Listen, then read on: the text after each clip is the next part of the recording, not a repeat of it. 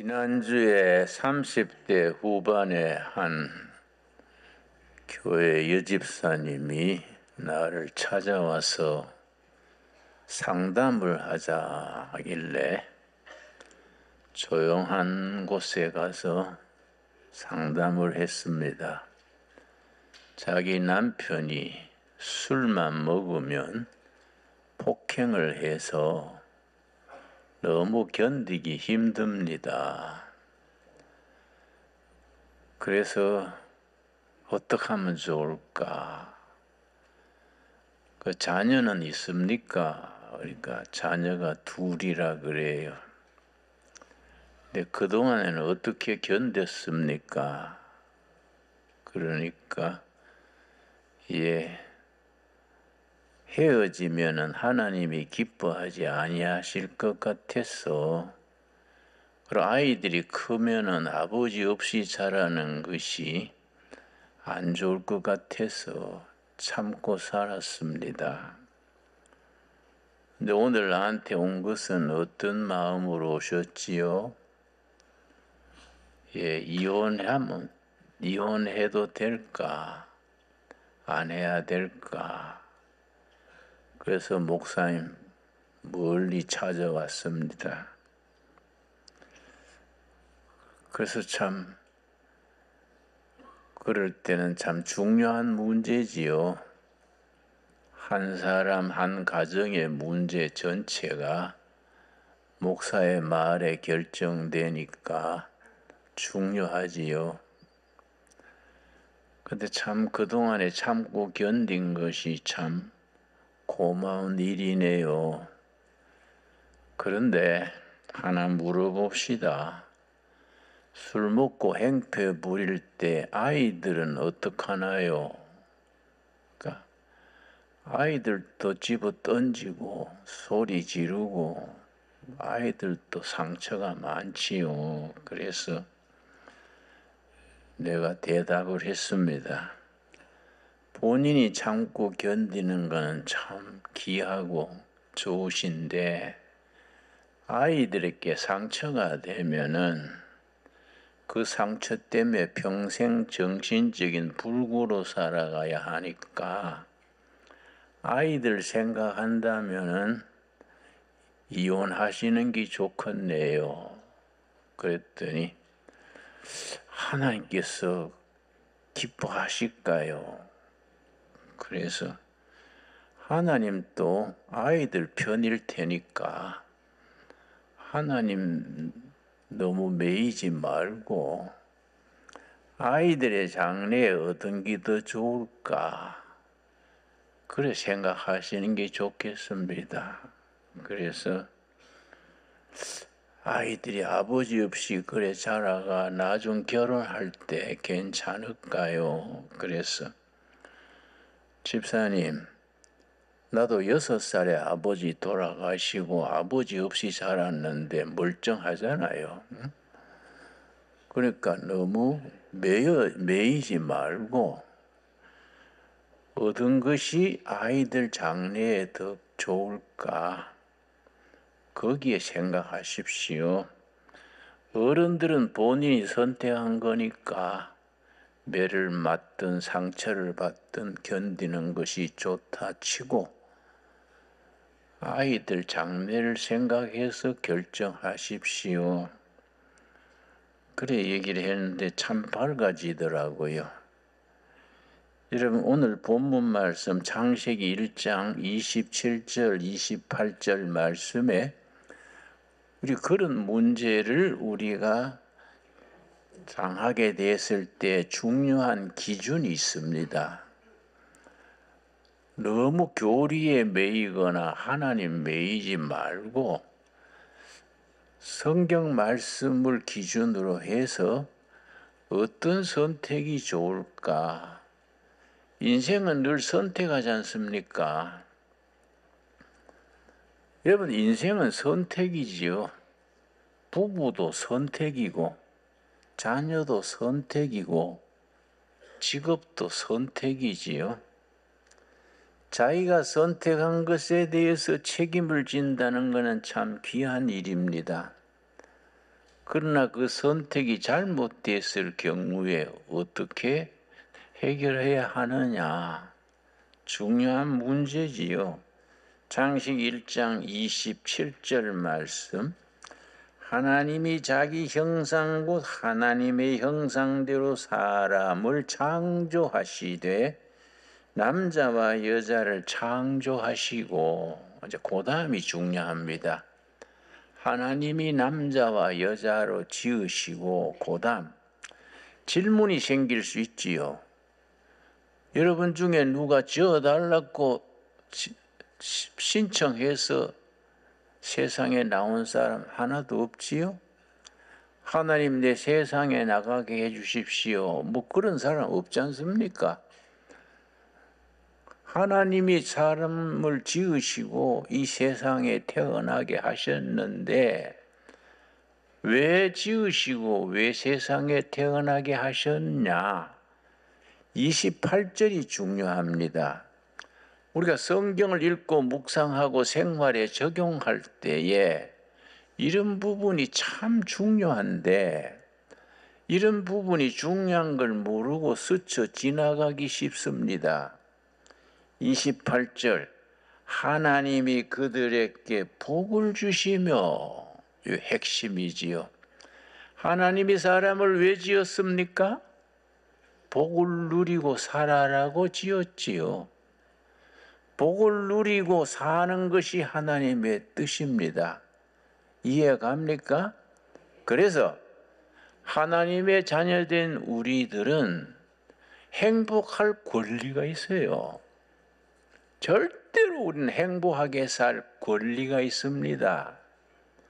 그런데 결혼을 잘못해서 자기는 참고 사는 것이 자기 선택이라 치고 아이들 다음 세대까지 상처가 가고 정신적인 불구가 되게 하는 것은 하나님이 주신 복에 어그러지는 거이지요. 주신 복을 누리는 것, 이거 정말로 영적이다.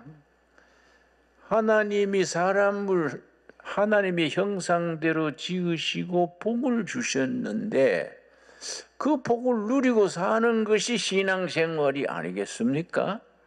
그런데 주신 복을 누리고 행복하게 살아야 하는데 행복하게 사는 사람들보다가 불행하게 사는 사람들이 더 많은 것 같아요. 그래서 나는 그런 상담을 할 때에 교리에 기준하거나 하나님 쪽 기준하지 않습니다. 그 사람들, 그 가정, 그 자녀들에게 어느 쪽이 가장 행복할까?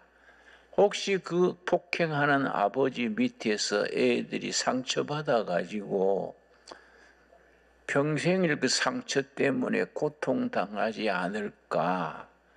그럴 경우라면은 헤어지는 것이 좋겠다. 내 생각이지요. 거기 뭐 성경적이다 아니다 그런 말 하는 것은 적합하지 않다. 왜냐? 하나님은 우리를 지으시고 복을 주시고 복을 누리고 살게 하셨는데 그걸 누리지 못하고 그렇게 상처받고 어렵게 살면은 하나님이 기뻐하시겠습니까? 그렇지 않습니까? 그러니까 그런 관계에 교리에 매여 놓는 것은 좋지 않다고 생각을 저는 합니다. 자, 본문 말씀 창세기 1장 28절 말씀. 하나님이 그들에게 복을 주시며 아멘 하시지요? 하나님이 우리한테 복을 주신 거예요. 그래 나는 절대로 행복하게 살자. 행복하게 살자. 나는 비유로 우리 식구들한테 그럽니다. 예수 너무 잘 믿으려 그러지 마라. 행복하게 씩씩하게 사는 데에 우리 신앙이 힘이 돼야 되지. 뭐 예수 믿으려고 잘 믿으려 하다가 못 망가지면 그건 하나님의 뜻이 아니지 않냐. 하나님은 우리 영혼의 아버지요. 아버지가 자식에게 좋은 걸 주시려 그러지 뭐 예수 믿다가 고랑태 먹게 하겠습니까? 여러분 우리 지난번에 장로님의 아들이 42살인데 우리 교인 중에도 아는 분들이 있을 거예요. 전도사님이에요. 요새 개척이 어렵거든요. 개척하다가 안 되니까 금식을 40일 작정하다가 27일 만에 죽었어요. 그러니까 이게 뭡니까? 순교도 아니고 굶어 죽은 것도 아니고, 응? 둘의 수도원처럼 열흘만 딱 하고 말지 뭐 그렇게 오래 금식하다가 죽었이 그게 뭐냐 그게. 응? 교회 부흥이 안 되면은 목사 안 하고 집사하면 되지. 목사한다고 전당 2천 가는 거 아니야? 안 그렇습니까? 집사하면 되지. 직장 얻어가지고 하면서 교회 섬기면 되지. 안 맞는 목회를 뭐 그렇게 억지로 하려고 굶다가 죽냐 이거야. 그러니까 신앙생활에 우리가 건강한 정신, 건강한 선택, 이게 대단히 중요하지요. 그래서 우리가 행복하게 사는데, 하나님이 주신 행복을 누리게 사는데 내 경험에 의하면 세 가지가 꼭 필요합니다. 세 가지. 첫째 뭐냐 하면은 항상 감사해야 돼. 감사. 그래서 여러분 데살로니가 전서 5장 16절에서 19절까지 간단한데 중요한 말씀입니다. 우리가 하나님의 뜻을 이루기를 원하는데 하나님의 뜻을 이루기 위해서 뭐 집하러가 바칩니까? 직장 사표 내고 뭐 선교사로 나갑니까? 하나님의 뜻을 어떻게 우리가 이룹니까? 너무 거창하게 생각하지 말자는 거지요. 데살로니가 전서 5장 16절 말씀. 항상 기뻐하라. 쉬지 말고 기도하라. 범사에 감사하라. 이것이 그리스도 예수 안에서 너희를 향하신 하나님의 뜻이니라. 여러분 이 말씀에 거창한 거 없지 않습니까? 우리를 향하신 예수 하나님의 뜻이 뭡니까? 기뻐하고 기도하고 모든 일에 감사해라. 하나님의 뜻입니다. 여러분 우리가 그렇게 소박하게 있는 그대로 받아들여 가지고 감사하는 생활합시다. 여러분 아멘 하시지요? 다니엘서 6장 10절 말씀 내가 아주 좋아하는 말씀입니다. 나는 목회가 이제 55년째 들어가는데 자꾸 내가 고생하는 자리만 선택해서 다녔기 때문에 고생을 지질이 한 셈이지요. 그런데 내가 70 넘어서 80 되니까요 너무 감사해요. 부러운 것도 없고 아쉬운 것도 없고 탐나는 것도 없고 그냥 마음의 평정 상태예요. 지난주에 내가 정기 서울대학 병원에 건강 검사했습니다.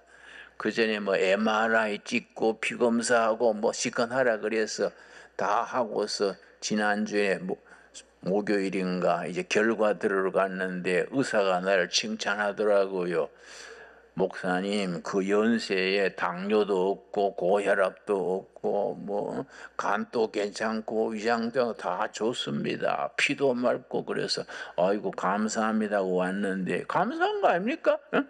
내가 옛날에 그리 약했거든요. 근데 지금 뭐 다 말짱하다는 거예요, 여러분. 하나님이 주신 건강을 누리고 주신 복을 누리고 사는 게 얼마나 감사합니까?